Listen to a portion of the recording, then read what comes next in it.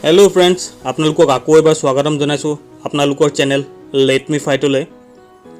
আজি আমি বুজিবলৈ চেষ্টা কৰিম শেয়াৰ মাৰ্কেট কি হয়। আজি আমি শেয়াৰ মাৰ্কেট কি হয় বুজিম। শেয়াৰ মাৰ্কেট বুজা আগতে আপুনি বুজিব লাগিব মাৰ্কেট কি হয়। মাৰ্কেট অৰ্থাৎ বজাৰ কি হয়। বজাৰ এনেকুৱা এডোখৰ জেগা য'ত কিছুমান ক্ৰেতা আৰু কিছুমান বিক্ৰেতা থাকে, অৰ্থাৎ কিছুমান বায়াৰ আৰু কিছুমান সেলাৰ থাকিব। এতিয়া আপোনাৰ ঘৰৰ ওচৰত থকা শাক-পাচলি বজাৰলৈ আপুনি কেতিয়াবা গৈ পাইছেনে?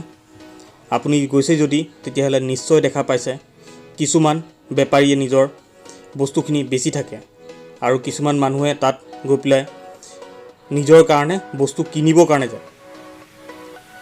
তো বায়াৰ অৰ্থাৎ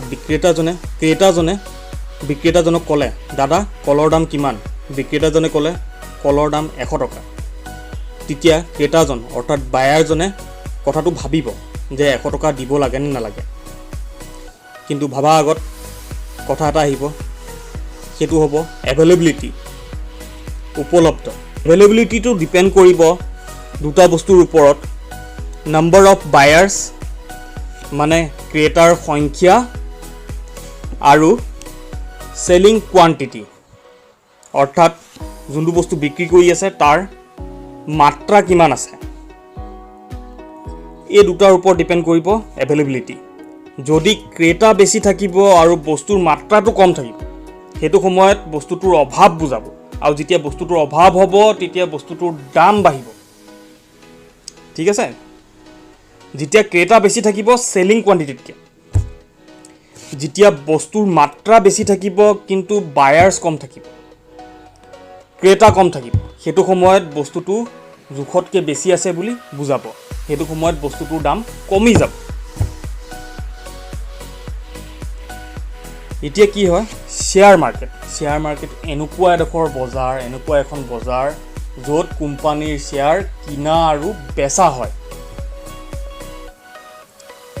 ছাপোজ কোনোবা এজন মানুহে এখন দোকান খুলিছে। সেই দোকানখন খুলিবৰ কাৰণে সেই মানুহজনৰ ওচৰত পৰ্যাপ্ত পইচা নাই। সেইটো সময়ত মানুহজনে এনাউন্স কৰিব যে তেখেতক ইনভেষ্টাৰ লাগে, নিজৰ লগত মানে পাৰ্টনাৰ লাগে, যোনে পইচা লগাব পাৰে সেইখন দোকানত।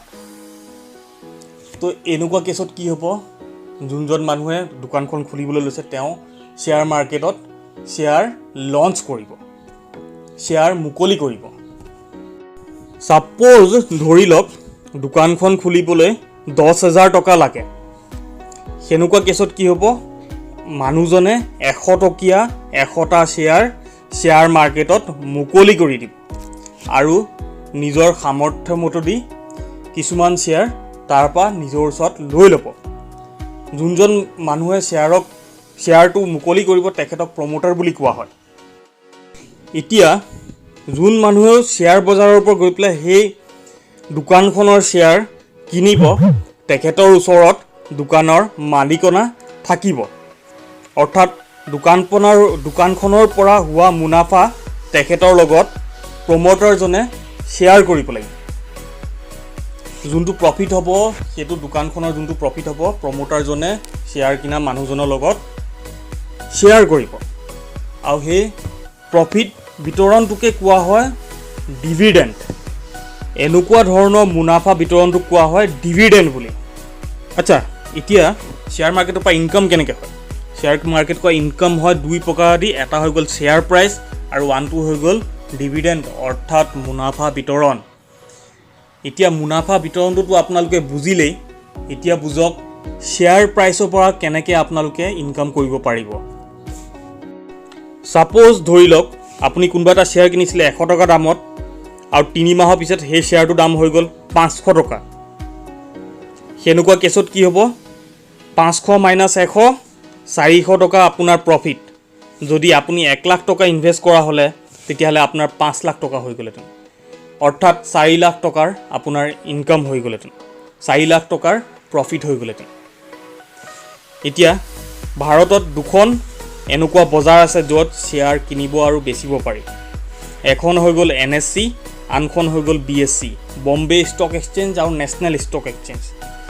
যেনেকৈ শাক পাচলি বজাৰ কৰিবৰ কাৰণে আপোনালোকে নিজে যায়, কিন্তু তাত যোনটো শ্বেয়াৰ কিনিব আৰু বেচিবৰ কাৰণে আপোনাৰ কাৰণে বেলেগ এজন মানুহ লগাব লাগিব, তেখেতক ব্ৰকাৰ বুলি কোৱা হয়। এতিয়া ব্ৰকাৰেজ ফাৰ্ম ইণ্ডিয়াত কেইবাখনো আছে, যেনেকৈ আপষ্টক্স, জিৰ'ধা আৰু এঞ্জেল ব্ৰকিং। আপষ্টক্স আৰু জিৰ'ধা হৈ গ'ল ডিছকাউণ্ট ব্ৰকাৰ, আৰু এঞ্জেল ব্ৰকিং হৈ গ'ল ফুল টাইম ব্ৰকাৰ। এতিয়া ডিছকাউণ্ট ব্ৰকাৰত কি হয়, আপোনাৰ কমকৈ ব্ৰকাৰেজ লাগে। মই আপোনালোকক ছাজেষ্ট কৰিম, আপোনালোকে যদি শ্বেয়াৰ মাৰ্কেটত ব্ৰকাৰ চুজ কৰিব বিচাৰিছে তেতিয়াহ'লে আপষ্টক্সক চুজ কৰিব পাৰে। সেইটো হয় ৰতন টাটাৰ আপষ্টক্স। লিংকটো ডিছক্ৰিপশ্যনত পাই যাব। তাৰপৰা গৈ পেলাই আপুনি সেই ব্ৰকাৰেজ ফাৰ্মখনৰ থ্ৰু দি এটা ডিমেট একাউণ্ট খুলিব পাৰিব। ডিমেট একাউণ্ট কি হয়? ডিমেট একাউণ্ট এনেকুৱা এটা একাউণ্ট যিটো হ'লেহে আপুনি শ্বেয়াৰটো কিনিব আৰু বেচিব পাৰিব। আপোনাৰ কাৰণে সেই একাউণ্টটো খুলি দিব কোনে? ব্ৰকাৰেজ ফাৰ্মে। আপষ্টক্সে আপোনাক সেইটো খুলি দিব। আপোনালোকে আপষ্টক্সটো ডাউনলোড কৰিবলৈ হ'লে ডেছক্ৰিপশ্যন বক্সত লিংকটো আছে, তাত গৈ পেলাই ক্লিক কৰি আপোনালোকে ডাউনলোড কৰিব পাৰিব। আপোনালোকে এই বিষয়ে কি বুজিলে, কি বুজা নাই কমেণ্ট ছেকশ্যনত জনাব। আৰু যদি চেনেলটোত নতুন হয় তেতিয়াহ'লে ছাবস্ক্ৰাইব কৰিব আৰু লগতে অহা বেল আইকনটো প্ৰেছ কৰি ন'টিফিকেশ্যনটো অন কৰি ৰাখিব। আৰু যদি ভিডিঅ'টো চাই পেলাই ভাল লাগিলে আৰু অলপমানো বুজিব পাৰিলে তেতিয়াহ'লে ভিডিঅ'টো লাইক কৰি দিব। আৰু এতিয়াৰ কাৰণে বাবা।